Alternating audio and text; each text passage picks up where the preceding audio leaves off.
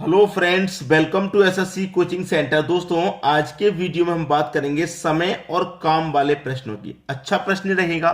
चलिए स्टार्ट करते हैं। पहला प्रश्न है, 120 मजदूर किसी मकान को 72 दिन में पूरा करें तो 180 मजदूर उसी मकान को कितने दिन में, कितने कम समय में पूरा करेंगे। प्रश्न को सही से पढ़ लीजिए, कितने कम समय में पूरा करेंगे। देखिए, 120 मजदूर 72 दिन में कर रहे हैं। 120 मजदूर काम को कर रहे हैं भाई 72 दिन में। तो फिर 180 मजदूर कितने दिन में करेंगे, ये कहा गया है। यही तो कह रहा है कितने दिन में करेंगे।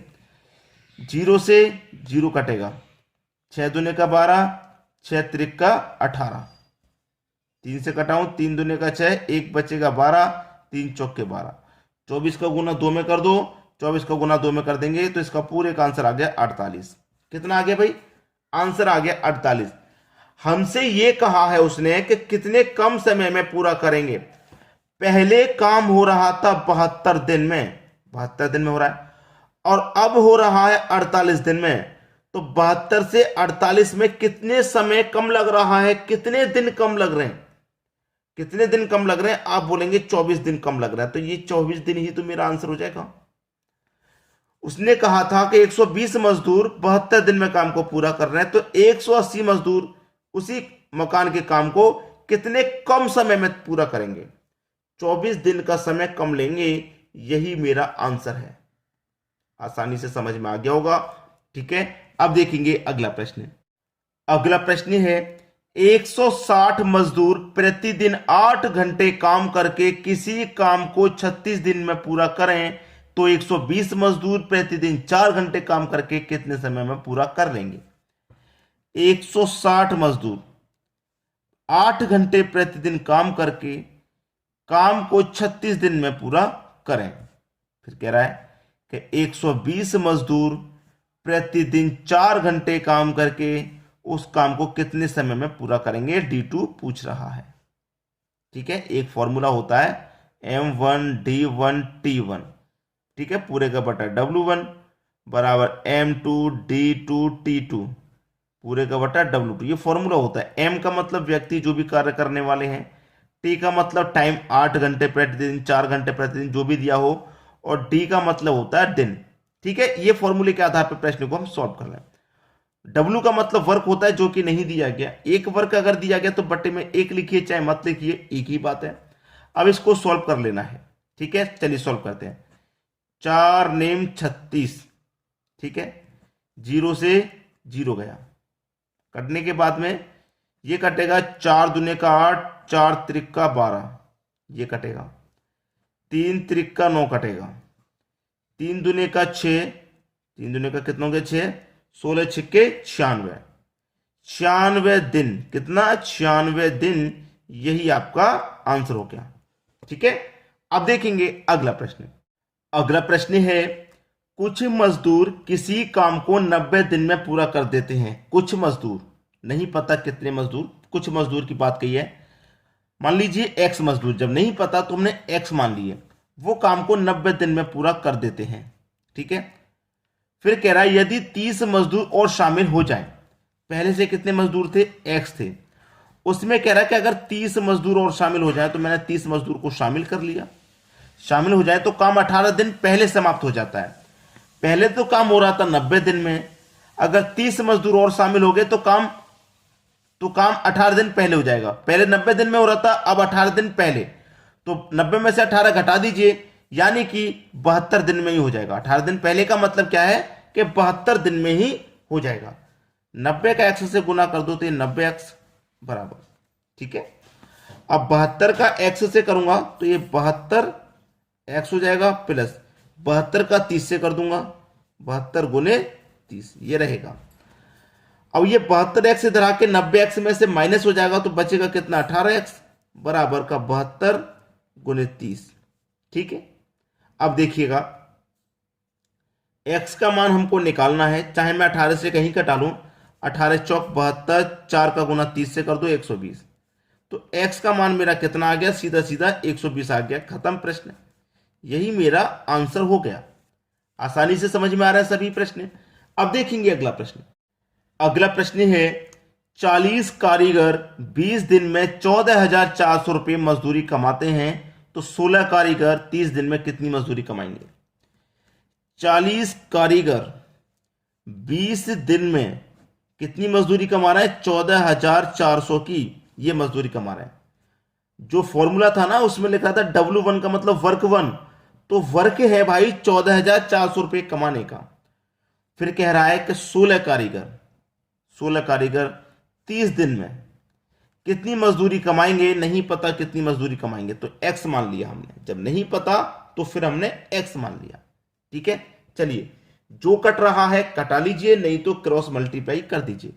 चलिए जो कट रहा है पहले वो कटा लेते हैं कि 0 से 0 कटा लूं और इस 0 से ये वाला 0 में कटा लूं। ठीक है, और इस 4 दूने का कितना हो जाएगा भैया? 8। ये हो जाएगा 8 एकम 8, 8 दूने का 16 हो जाएगा। ठीक है, यही हो गया। और 30 दूने का कितना हो गया भैया? 60। क्लियर? अब इसको कर दो खत्म, इसको खत्म। क्रॉस मल्टीप्लाई, एक्स का गुना 1 से रहेगा तो एक्स ही रहेगा बराबर।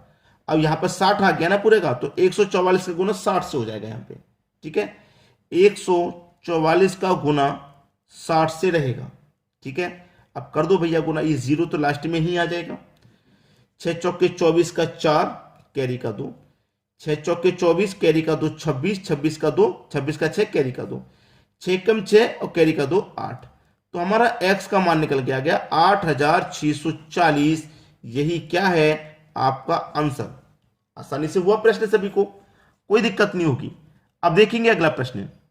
अगला प्रश्न है 36 मकड़ी 36 दिन में 36 जाल बनाती हैं, तो 9 मकड़ी 9 जाल कितने दिन बनाएंगी? 36 मकड़ी 36 दिन में 36 जाल बना रही है। जो वर्क है वो 36 जाल बनाने का है। ठीक है, बराबर बाद में कह रहा है 9 मकड़ी कितने दिन में, यानी कि D2 पूछ रहा है कितने दिन में 9 मकड़ी 9 जाल बनाएंगी। वर्क दे रखा है 9 जाल बनाने का, यानी कि 9 मकड़ी कितने दिन में 9 जाल बनाएंगी। 9 जाल बनाने का वर्क दे रखा है। कटा पीटी कर लो बस खत्म। कट के 9 से 9 कट जाएगा, यहाँ पे 36 से 36 कट जाएगा, बचा क्या? 36। इधर क्या बचा? D2 का मतलब कितने दिन लगेंगे भाई 9 जाल बनाने में? 9 मकड़ी को 36 दिन लगेंगे। यही आपका आंसर है। ठीक है, अब देखेंगे अगला प्रश्न। अगला प्रश्न है एक सैनिक शिविर में 2000 सैनिकों के लिए 90 दिन का भोजन था। इधर लिख लो भैया सैनिक, इधर लिख लो दिन। 2000 सैनिकों के लिए भोजन कितना था? 90 दिन का था। पहले ये देखिए 90 दिन का भोजन था। 18 दिन बाद 400 सैनिक और आ गए। 18 दिन के बाद आए हैं ना, तो 18 दिन तक 2000 सैनिकों ने खाना खाया है। टोटल खाना 90 दिन का था, जिसमें से 18 दिन का लोग खा चुके। 18 दिन का खा चुके। टोटल खाना 90 दिन का था, जिसमें से 18 दिन खा चुके, तो 18 माइनस कर दो। अब खाना बचा 72 दिन का। यही बात है।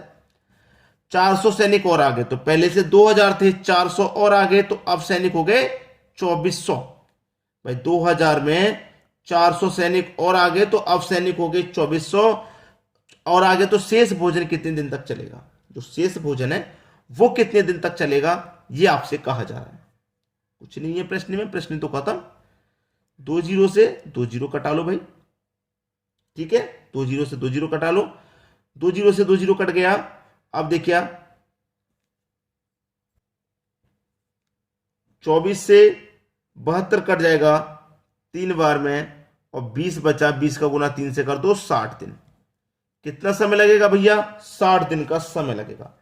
अब कुछ बच्चे ऐसे हैं जिनकी समझ में नहीं आ रहा, मैं समझा देता हूं कि सैनिक है हमारे 2000, खाना कितने दिन चल रहा है? 72 दिन। 18 दिन खाने के बाद 72 दिन का खाना बचा ना, तो 72 दिन। बाद में 400 सैनिक और आ गए, तो सैनिक हो गए 2400।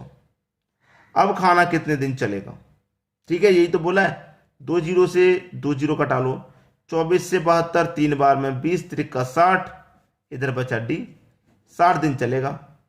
ये वाला जो ग्राफ है समझ में नहीं आया तो रहने दीजिए, इस वाले ग्राफ से कर लीजिए। ठीक है, अब देखेंगे अगला प्रश्न। अगला प्रश्न है किसी किले में 4000 सैनिकों के लिए 80 दिन का भोजन था। ठीक है, 4000 सैनिकों के लिए 80 दिन का भोजन था। 20 दिन बाद 1000 सैनिक किला छोड़कर चले गए।